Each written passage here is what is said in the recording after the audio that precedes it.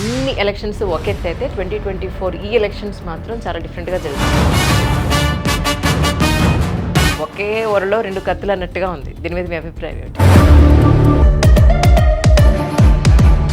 సత్యనారాయణ గారు ఉన్నారు కదా రాజకీయాల్లో, నీకెందుకు రాజకీయాలమ్మా అన్న సందర్భం ఉందా ఎప్పుడన్నా? స్వతహాగా నేనేమో రాజకీయం ఇష్టపడి రాలేదు, రాజకీయం నన్ను ఎత్తుక్కుంటూ వచ్చింది. కానీ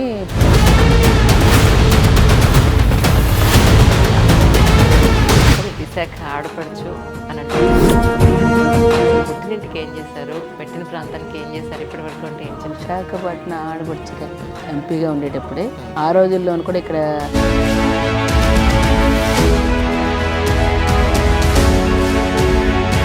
విశాఖ ఉక్కు ఆంధ్రుల హక్కు అన్న పాయింట్లో ఎంతో మంది ప్రజలు వాళ్ళ స్థలాలను కూడా త్యాగం చేసిన సందర్భంలో ఇప్పుడు దాన్ని ప్రైవేటీకరణ చేయడంలో మీ స్టాండ్ ఏంటి? విశాఖ ఉక్కు ఆంధ్రుల హక్కు కాకుండా విశాఖపట్నం ఉక్కు నగరం. ఇంతకుముందు త్యాగాల ఫలితం మీరే చెప్పారు. నిజంగా అది స్టీల్ ప్లాంట్ని ఆ సందర్భంగా ఆ స్టేజ్కి తీసుకొచ్చి శాలరీస్ కూడా 50% ఇస్తున్నారు. నేను చెప్తున్నానమ్మా, నేను చెప్పిన నా టైంలో మీరు కేంద్ర ప్రభుత్వం ఒక బాధ్యతగా తీసుకొని పబ్లిక్ సెక్టార్లో ఉండేదాన్ని నడపాల్సిన ప్రభుత్వం.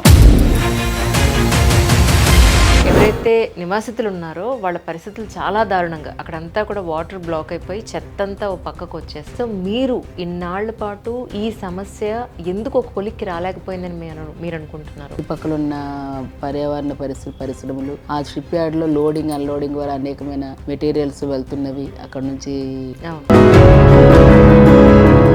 కానీ ఐటీ సెక్టర్ వైజాగ్లో కుంటుపడింది, జగన్ గారి ప్రభుత్వం ఇక్కడ ఏం చేయలేదు అన్నమాట మీరు ఏం చెప్తారు? ఐటీ సెక్టర్ అసలు కొత్తగా స్టార్ట్ అయ్యింది రాజశేఖర రెడ్డి గారు ఉండేటప్పుడు. 5 సంవత్సరాల పాలనలోనే ఐటీ సెక్టర్ ఒక్కటైనా రేస్ చేసి తీసుకొచ్చిన గంట ప్రతిపక్షంగా.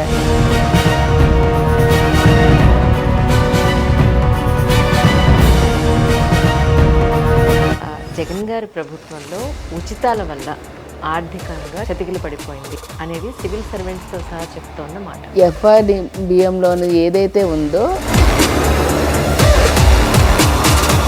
అలాగే మెట్రో అన్నారు, మెట్రో కూడా రాలేదు ఇంతవరకును. అలాగే భోగాపురం ఎయిర్పోర్ట్ పాయింట్ ఆఫ్ వ్యూలో కూడా ఇంతవరకు ఎలాంటి ముందడుగు వేయలేదు. మరి దీనికి ఎలా మీరు సమాధానం చెప్పారు? ముందడుగు వేయలేదు అనుకోవడం చాలా తప్పు.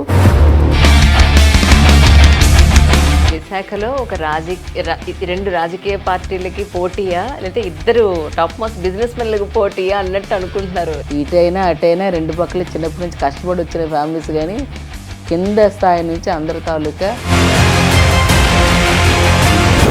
ఈ రాజకీయ జీవితం స్టార్ట్ అయినది అసలు వంట టైం సరిపోతుందండి.